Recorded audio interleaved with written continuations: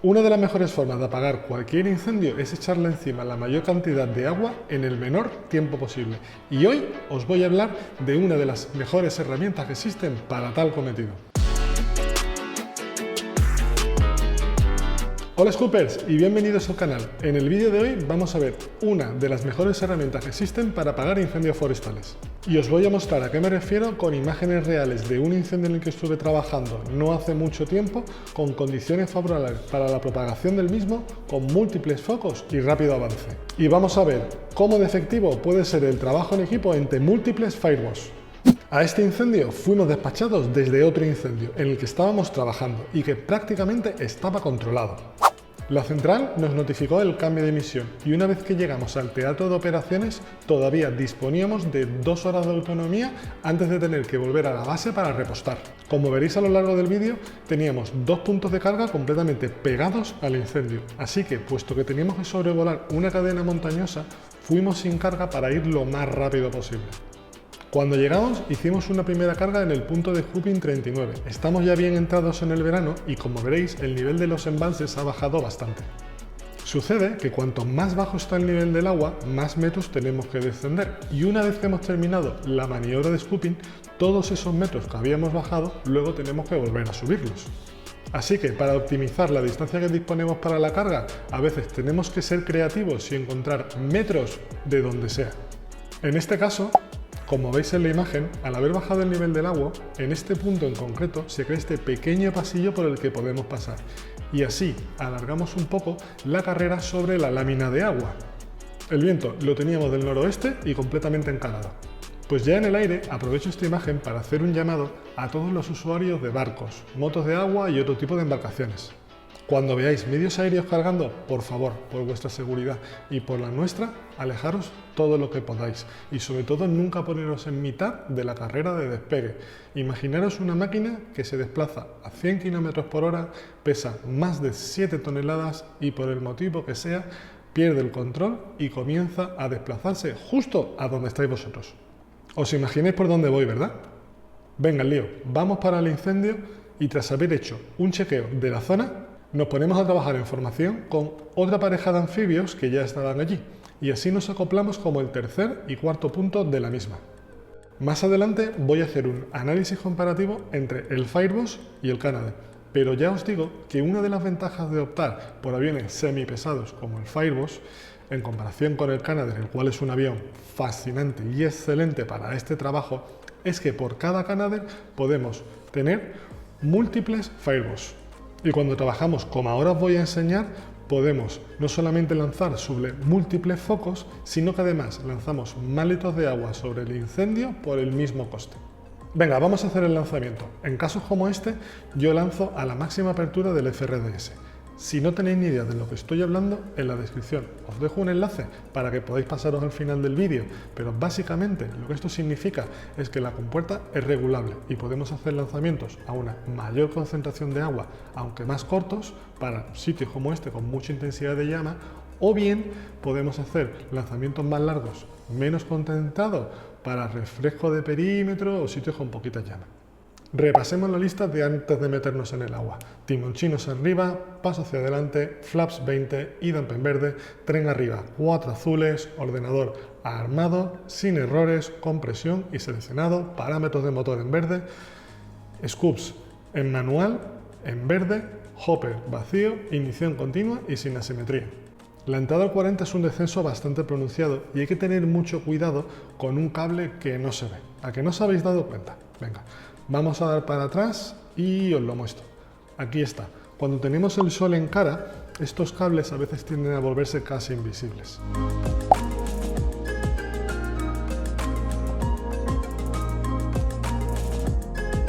Vamos a poner un cronómetro desde el momento que el avión toque el agua para ver cuánto tiempo cargamos entre una carga y la siguiente.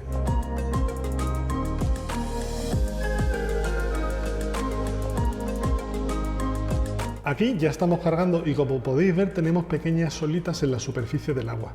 Estas solitas son provocadas por el viento y representan la mejor situación para que nosotros podamos cargar.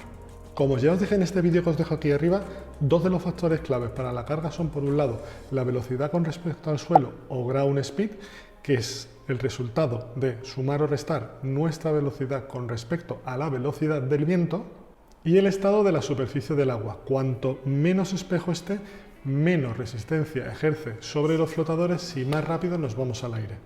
Bien, pues ya estamos en el aire y vamos a seguir subiendo rectos para ganar altura de cara a posicionarnos para el lanzamiento. Reducimos un poquito la potencia y vamos virando suavemente hacia la zona de descarga. En estas ocasiones hay que tener mucho cuidado porque estamos a máxima potencia, máximo peso, baja altura y baja velocidad. Así que tenemos que tener mucho cuidado porque ahora el viento lo tenemos de cara, pero a medida que vayamos girando se nos va a ir poniendo de cola. Así que hay que darnos los márgenes de seguridad suficientes para evitar posibles sustos.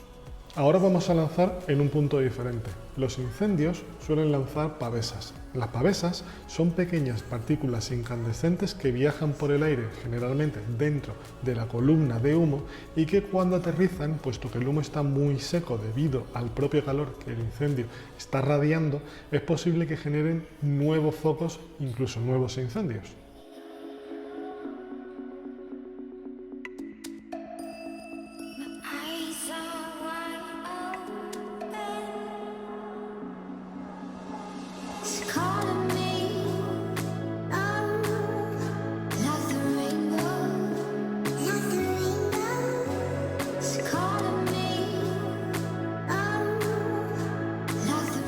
Como el diámetro de estas pavesas es pequeño, vamos a seguir lanzando al máximo de la apertura de la compuerta para concentrar el agua todo lo posible.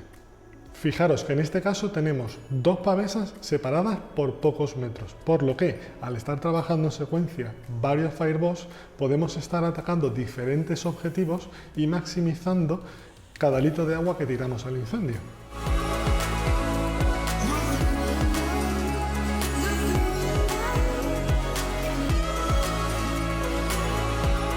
Aprovechando que vamos camino del agua, si os está gustando el contenido, os animo a que me dejéis un me gusta y os suscribáis al canal. Así me ayudáis muchísimo a seguir grabando futuros vídeos.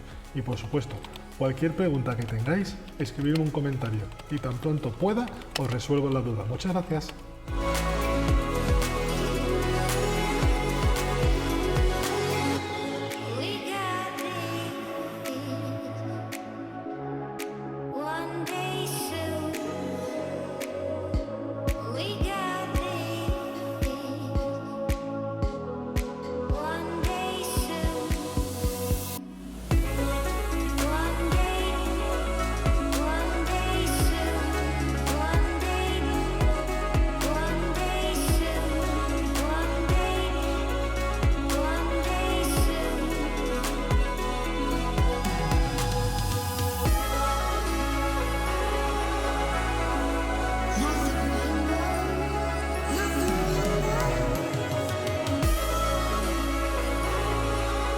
Como ya hemos visto el proceso de carga, vamos a hacer fast forward para avanzar al siguiente lanzamiento.